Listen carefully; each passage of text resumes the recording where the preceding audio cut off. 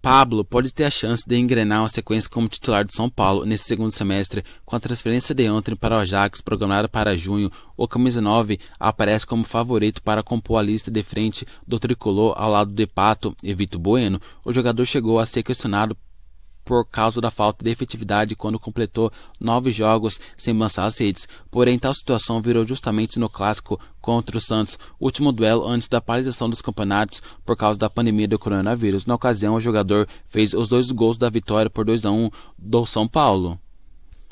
Para alcançar tal rendimento, o jogador contou com o apoio de uma espécie de força-tarefa montada pelo elenco e por Diniz, assim como fez quando o Pato era criticado. O treinador conversou individualmente com Pablo e deu moral ao atleta.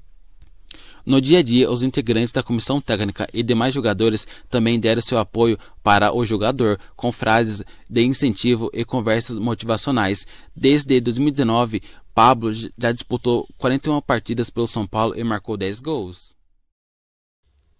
Gustavo Maia, promessa da base do São Paulo, quase foi parado no Flamengo em 2019 por causa de problemas familiares e internos. Apesar disso, o São Paulo decidiu segurá-lo. Como disse o gerente do futebol Pássaro, o garoto seria envolvido em troca por empréstimo para atuar no sub-20 do Flamengo. Maia ficou no São Paulo após conversas para mudar de postura e se destacou na Copinha e teve a opção de compra vendida ao Barcelona por €1 milhão. O clube catalão tem até o fim deste mês para notificar o São Paulo e confirmar a compra ou não. O Maia tem excelente capacidade técnica, um menino que no ano passado sofreu um pouco com algumas questões. Quase esteve para ser emprestado ao Flamengo por questões familiares e internos que estava tendo. Eu tive a conversa com ele em outubro do ano passado e a resposta foi muito positiva. Conseguiu se firmar na segunda metade da Copinha, começou como reserva entrando no decorrer dos jogos e apareceu essa oportunidade do Barcelona que achamos interessantes, disse Pássaro. Caso o Barcelona exerça a preferência de compra, o São Paulo terá direito a mais 3,5 milhões de euros. Se ele vai para o Barcelona ou não, a gente não consegue ter essa certeza, porque tem até o dia 30 de junho para notificar. Eles ainda não sinalizaram. A última vez que eu falei com eles, disseram que estava tudo muito incerto, muito obscuro. Se eu não me engano, a La Liga marcou o reinício dos jogos para o dia 11 de junho. Quem sabe eles possam ter uma sinalização nesses 30 dias para saber se o Maia vai ou não. Finalizou.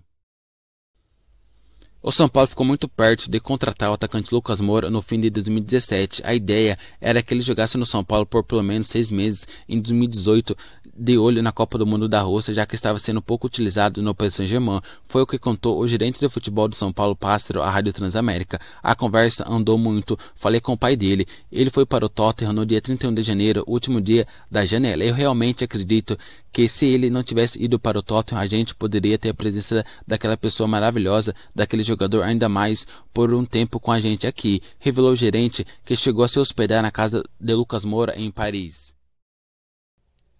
Eu fui para lá, eu fiquei na casa dele 3 ou 4 dias. Ele não estava bem no Paris Saint-Germain e ainda não tinha nada de Tottenham. Eu passei uns dias lá com o empresário dele, que inclusive é o mesmo do Antony. Fui a um jogo dele e foi ótimo. Eu apresentei um projeto para ele voltar ao São Paulo naquela altura. Se não me engano, era no fim de 2017. Não era um projeto permanente, era parecido com aquele do Hernanes, ou seja, uma volta rápida por 6 meses ou 1 ano. Tinha a Copa do Mundo no ano seguinte, tinha todo um cenário que fazia sentido para caso ele não encontrasse um projeto na Europa que o deixasse feliz. Tinha muitas ofertas de muitos clubes, mas nenhuma tinha chamado a atenção dele, disse Pássaro.